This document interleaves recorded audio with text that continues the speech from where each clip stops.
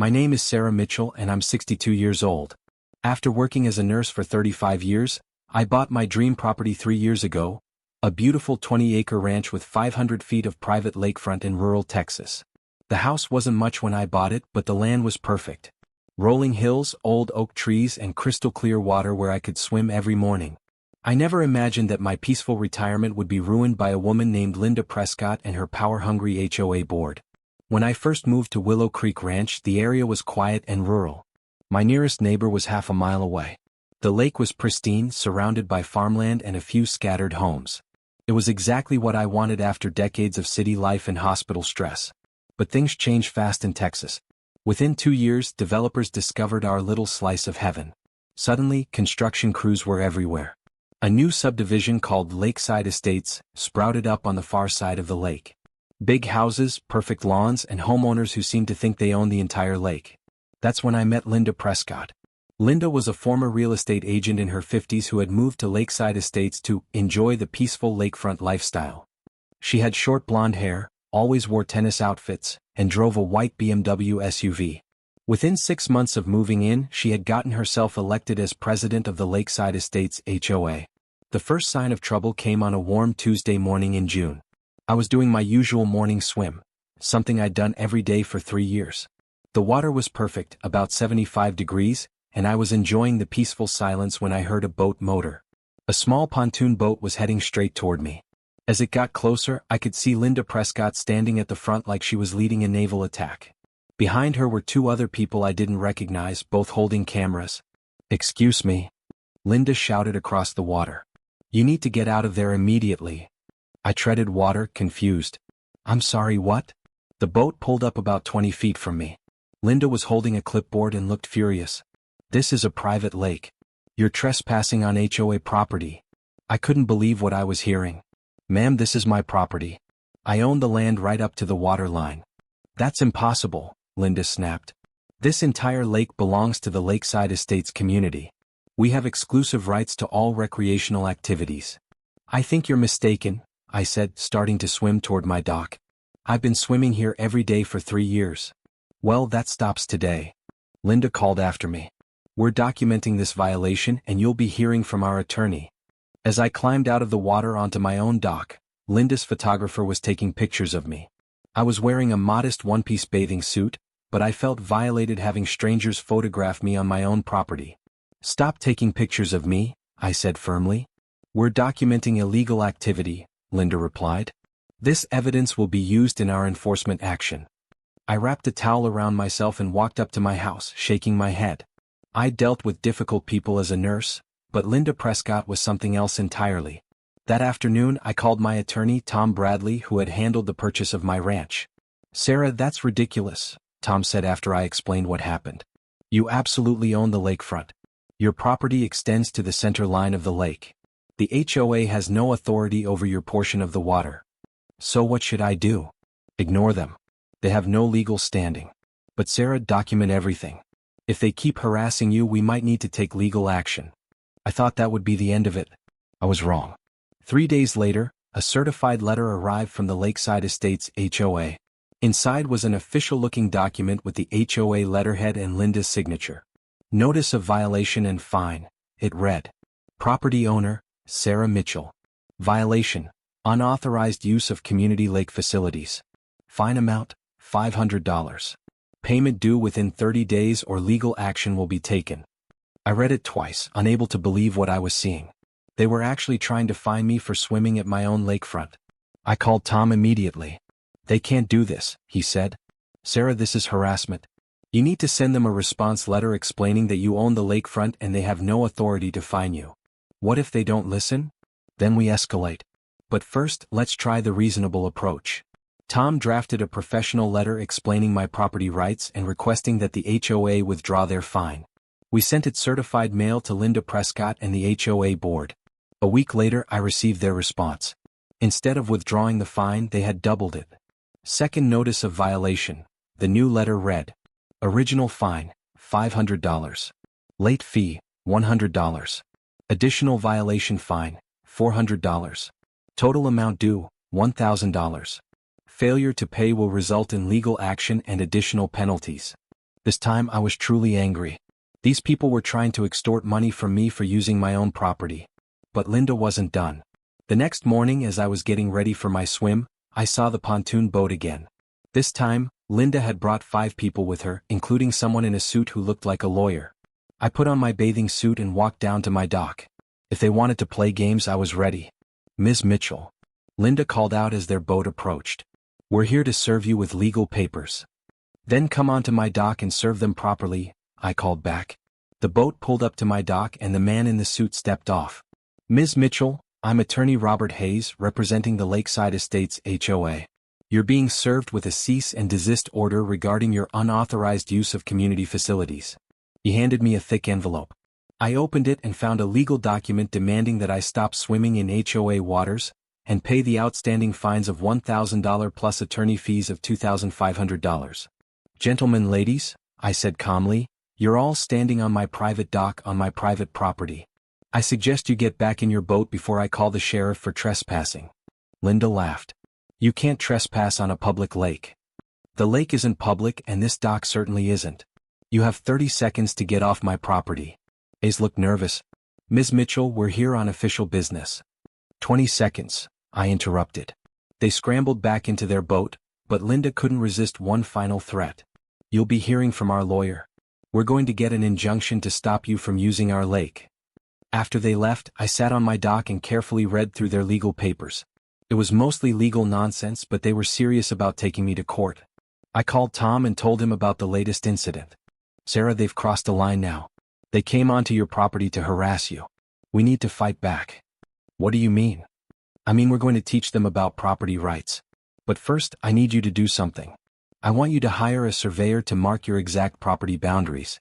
And I want you to put up 'No trespassing' signs along your waterfront." "Why?" "Because we're going to turn this around on them. If they want to play legal games, we'll show them how it's done." The surveyor came out the next week and marked my property lines with bright orange flags.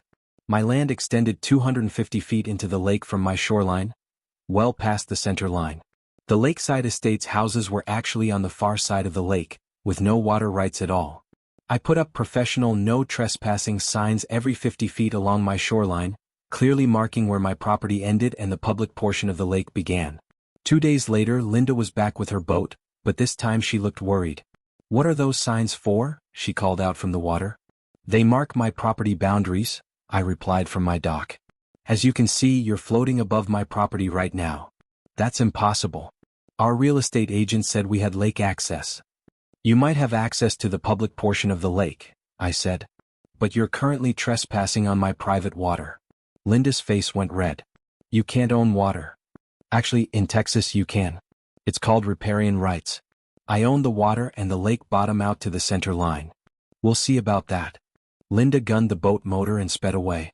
That evening, Tom called with good news. "Sarah, I've been researching the Lakeside Estates development. They made some serious mistakes when they were selling those houses." "What kind of mistakes?" "Their marketing materials promised exclusive lake access and private waterfront community.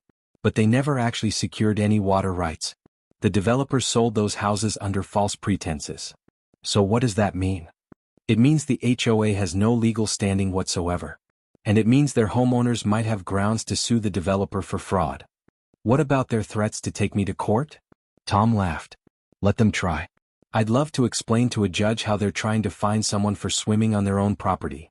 The next morning I was doing my usual swim when I noticed something different. There were people with cameras on the far shore, clearly photographing me. I couldn't make out faces from that distance, but I had a pretty good idea who it was. When I got out of the water, I used binoculars to get a better look.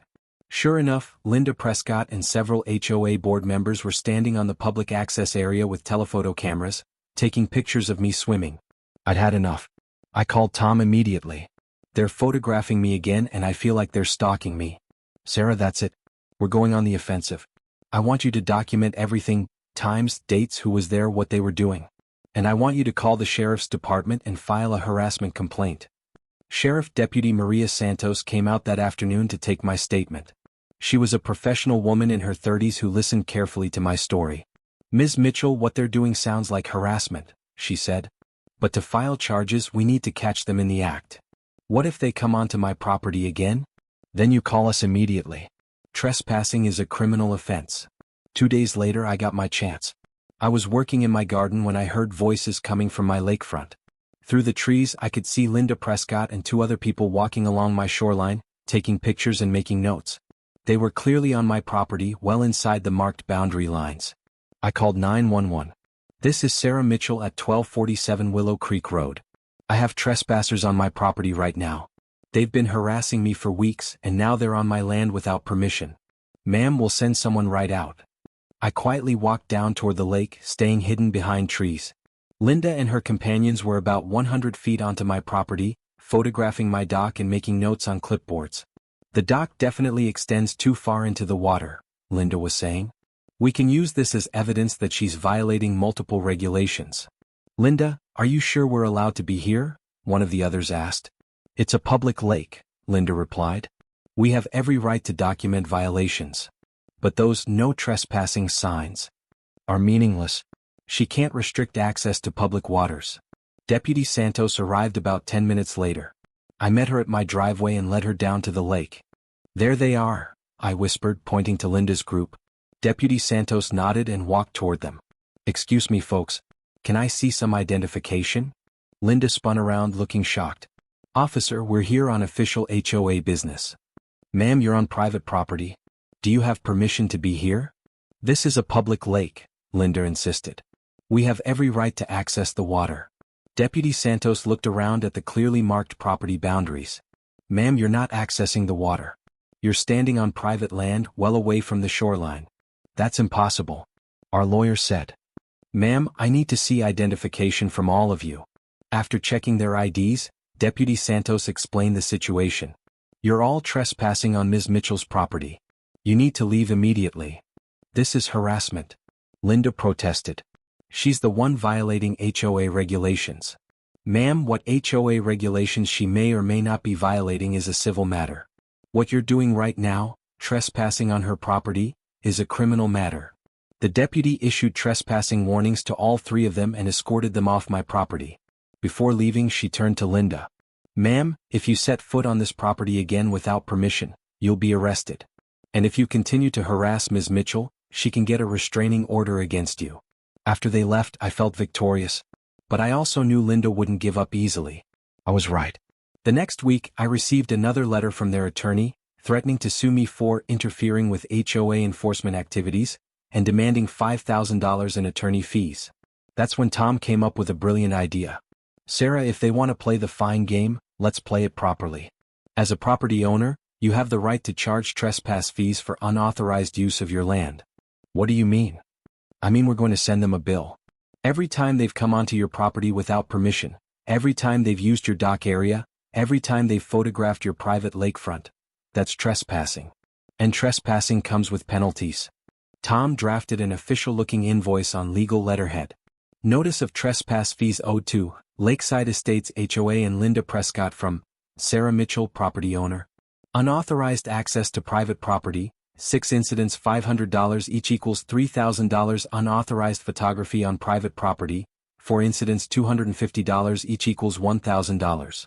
Unauthorized use of private dock, 2 incidents, $500 each equals $1,000. Legal fees for defending property rights, $2,500. Total amount due, $7,500.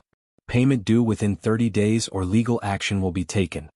We sent it certified mail to Linda Prescott and the entire HOA board. The response was immediate and furious. Linda called me directly. This is ridiculous, she screamed into the phone. You can't charge us for doing our jobs. Ms. Prescott, you don't have a job on my property. You've been trespassing and trespassing has consequences. We'll fight this in court. Please do. I'd love to explain to a judge how you've been harassing me for months while trespassing on my land. Linda hung up on me. A week later, Tom called with interesting news. Sarah, you're not going to believe this. I just got a call from Robert Hayes, the HOA's attorney. He wants to meet to discuss a settlement. What kind of settlement? He didn't say, but I think they're finally realizing they don't have a case. Want to hear what he has to say? We met Hayes at Tom's office the following Tuesday. Hayes looked tired and stressed, very different from the confident lawyer who had served me papers on my dock. Ms. Mitchell, Hayes began, my clients may have been overzealous in their enforcement activities. Overzealous. I repeated. They fined me for swimming at my own lakefront. Yes, well, there seems to have been some confusion about property boundaries and water rights. Tom leaned forward. Mr. Hayes, there was no confusion. Your clients have been harassing Ms. Mitchell for months, trespassing on her property, and trying to extort money from her for using her own land. Hayes shifted uncomfortably. We're prepared to withdraw all fines and cease and desist orders. That's a start, Tom said. What about the trespassing fees? We feel those fees are excessive. Mr. Hayes, your clients charged Ms. Mitchell $500 for swimming on her own property. She's charging them $500 per incident for trespassing on her property. Seems fair to me. Hayes pulled out a folder. We're prepared to offer $2,500 to settle all claims. I looked at Tom, who nodded slightly. Mr. Hayes, I said, I'll accept $5,000 plus a written apology from Ms. Prescott and the HOA board. And I want a guarantee that they'll never set foot on my property again. I'll have to discuss this with my clients. Fine. But this offer expires in 48 hours. 2 days later, Hayes called Tom to accept the settlement. A week after that, I received a certified letter containing a check for $5,000 and a written apology signed by Linda Prescott and the entire HOA board. The apology acknowledged that they had exceeded their authority and sincerely regretted any inconvenience caused to Ms. Mitchell. But the best part was the last paragraph. The Lakeside Estates HOA acknowledges that Ms. Mitchell has full riparian rights to her portion of Willow Creek Lake and agrees never to interfere with her lawful use of her property.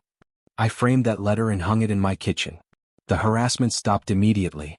Linda Prescott and her HOA board never bothered me again. In fact, Linda put her house up for sale 3 months later and moved away. I heard through neighborhood gossip that several other homeowners were suing the developer for misrepresenting the lake access rights. The new HOA president, a retired teacher named Bob Wilson, actually came over to introduce himself and apologize for the previous board's behavior. Ms. Mitchell, we just want to be good neighbors, he said. We understand that you have your property rights and we have ours. No interference from either side. That sounds perfect, Mr. Wilson. Today, 3 years later, I still do my morning swim every day. The water is still crystal clear, the sunrise is still beautiful, and my lakefront is still peaceful. Sometimes I see boats from Lakeside Estates on the far side of the lake, staying well within the public waters. We wave at each other like civilized neighbors should. The $5,000 settlement paid for a beautiful new deck and a hot tub overlooking the lake. Every evening, I sit in that hot tub and remember how Linda Prescott tried to fine me for enjoying my own property. The whole experience taught me an important lesson. Bullies only succeed when people let them. Linda thought she could intimidate a retired nurse into paying illegal fines and giving up her property rights. She was wrong. Sometimes you have to fight back. Sometimes you have to stand up to people who think they can push you around. And sometimes, the best revenge is simply enforcing your own rights while they're violating them. I never wanted a fight with the HOA. I just wanted to swim in my own lake on my own property in peace. But when Linda Prescott decided to make it a battle, she picked the wrong retired nurse. Now I swim every morning in crystal clear water, surrounded by 20 acres of beautiful Texas land that belongs to me. And every stroke I take reminds me that some things are worth fighting for. The lake is still perfect, the sunrise is still breathtaking, and Linda Prescott is still gone. Life is good when you know your rights and aren't afraid to defend them.